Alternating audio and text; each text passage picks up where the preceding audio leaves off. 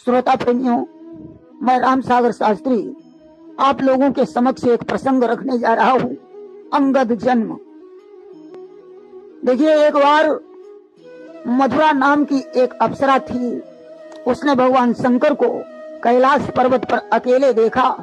पार्वती जी उस समय नहीं थी। मौका पाकर वो भगवान शंकर के पास में पहुंची और नृत्य गान करने लगी कि मधुरा नाम अप्सरा एका और गिरी पर शिव ही अकेले देखा। उसने भगवान शंकर को कैलाश पर्वत पर अकेले देखा तो लगी रिझावन शिव का जबही, पार्वती आई ता तबही। तो भगवान शंकर को रिझाने लगी। तभी पार्वती जी आ गईं। पार्वती ने देखा, क्रोध से आंखें लाल हो गईं।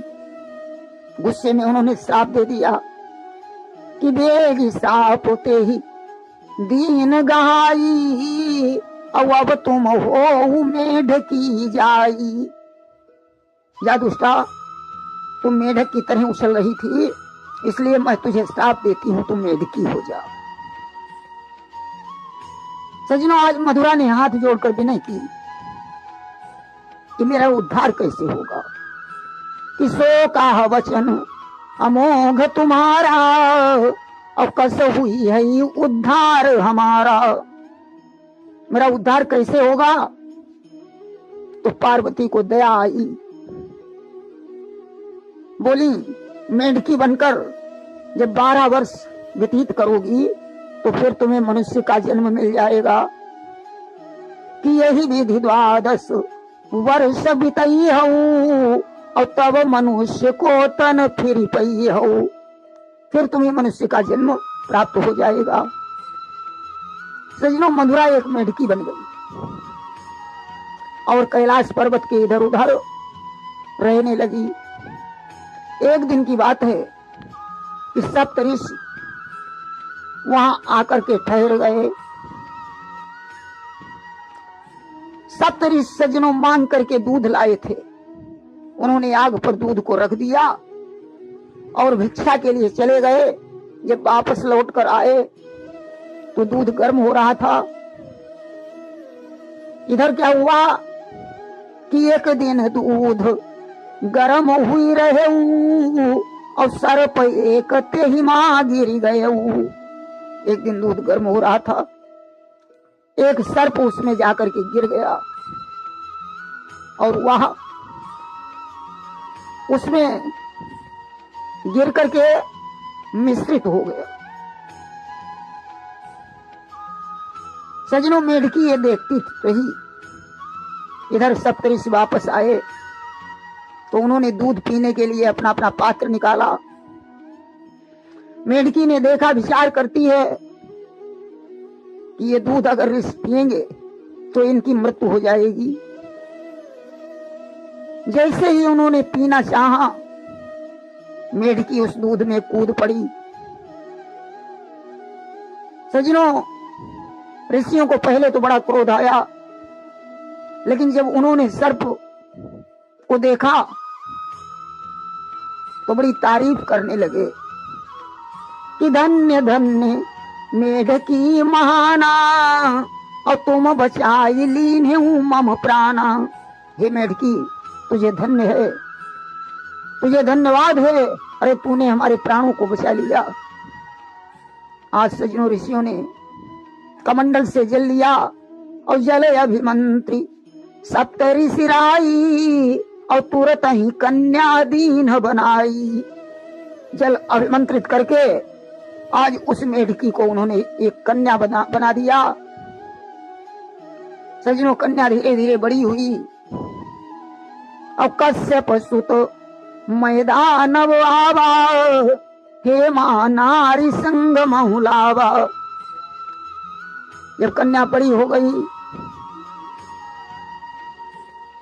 थोड़ी सयानी हो गई, तो कश्यप का पुत्र मैदानव वहां आया अपनी नारी हेमा के साथ और उसने उस कन्या को देखा कि कन्या देखी हृदय हर्षावा और लीन गोद ते ही घर लई आवा।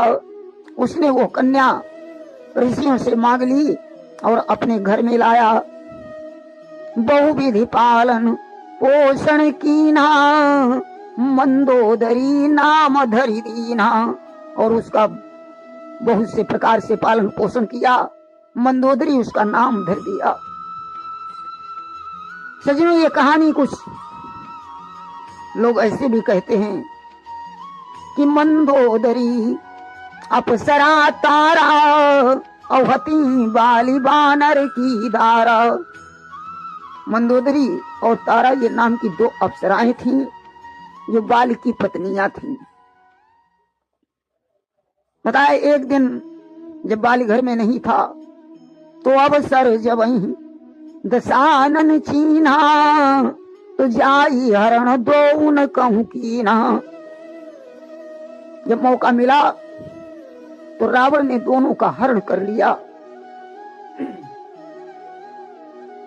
मंदोदरी करी विनय अपारा और निश्चर हाथ छुड़ाई तारा। मंदोदरी ने काफी विनय की और रावण के हाथों से तारा को छुड़ा दिया और स्वयं रावण के साथ चली है। आज रास्ते में एक मंदिर पड़ा। मंदिर के पास में जाकर मंदोदरी ने रावण से कहा कि हमने सुना है कि आपकी गर्जना से गर्भ गिर जाते हैं और यही गर्जना गर्भवती सब ही और सो गर्जना सुना बहुआ वही। जिस गर्जना से स्त्रियों के गर्भ गिर जाते हैं वो गर्जना मैं सुनना चाहती हूँ। मैं मंदिर के अंदर जा रही हूँ, तुम गर्जना करो। आज सजनों, पूजा के बहाने से मंदिर में प्रविष्ट हुई मंदोदरी और पूजा करत गर्जना भयऊ मंदिर माही गर्भ गिर गयऊ। पूजा करते हुए रावण की गर्जना हुई और मंदिर में गर्भ गिर जाता है। सो शिशु छोड़ी मंदोदरी दीना अवापु पयान लंक कहूं कीना। उस बच्चे को मंदोदरी ने उसी मंदिर में छोड़ दिया और रावण के साथ लंका को चली गई। इधर सज्जनों सवेरा हुआ, बाली उस मंदिर में पहुंचा तो बाली देखता पुत्र अनूपा मुदित भयऊ लखी बानर रूपा। बाली ने वहां एक बच्चे को देखा, बंदर का रूप है, बड़ा प्रसन्न हुआ। उस बच्चे को उठा लाया, उसने तारा को दे दिया और बहु प्रकार ते ही पालन कीना अंगद नाम तासु धरि दीना। अनेकों प्रकार से उसका पालन पोषण किया। बाली ने उस बच्चे का नाम अंगद रख दिया। सजनों, उस ऐसा भी माना जाता है कि अंगद पितृलोक की आत्मा था।